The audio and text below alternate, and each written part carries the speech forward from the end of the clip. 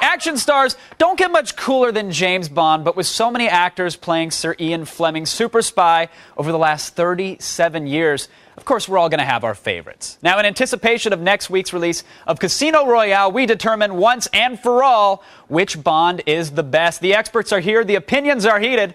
Let's get into it. Shaken, not stirred. It's The Loop.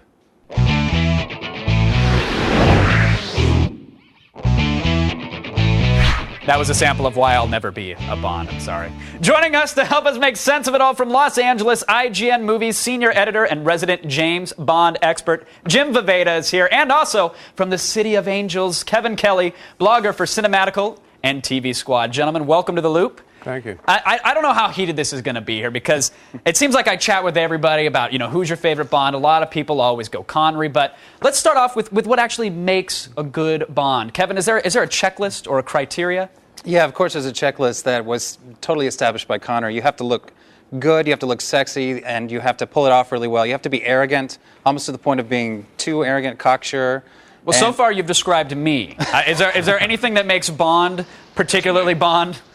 Just the ability to pull it off and look like you know what you're doing. There's so many people that can try to do that, but they just don't look like they're as suave as Connery. Even some of the other Bonds pulled it off pretty well, but Connery just set the bar for looking like he knew what he was doing under fire. Jim, what do you think? There are two schools of Bond.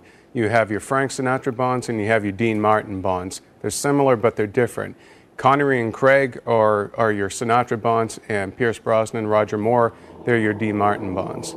Now, people do chat about Brosnan from time to time, but it seems that lately this debate comes down to Sean Connery versus Roger Moore. Now, is that because they play the two different types of Bonds, or is it because they had the most memorable films? Was it just the copy? I think it's just the sheer amount of time that they spent in that role.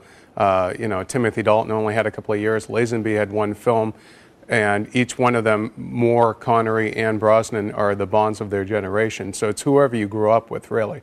Kevin, your thoughts on that? Is it just screen time? Yeah, that's exactly true. I mean, both Connery and Moore have the sheer number of films completed. And Roger Moore actually has the most of any of the actors. He's done one film more than Connery did.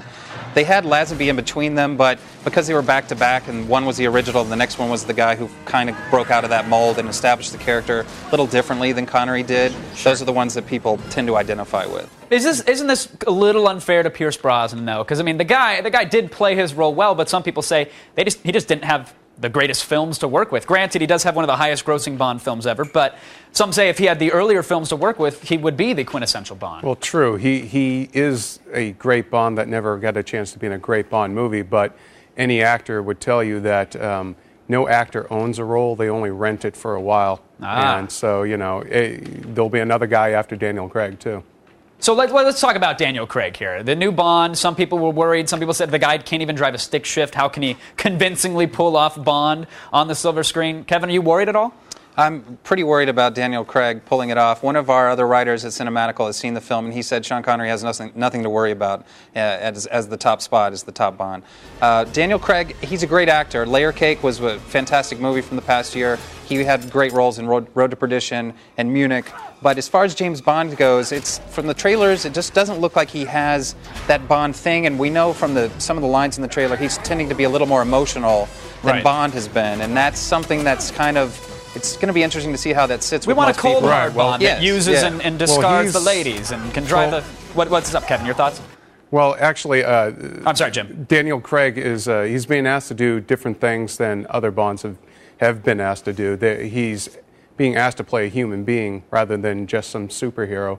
And in that capacity, I saw the film last weekend. I really liked it. He's solid. He's a solid James Bond. He's got a bit of Connery, a bit of Timothy Dalton, which a lot of purists, a lot of people who read the books and love the books, Sure. always thought Dalton was a good Bond.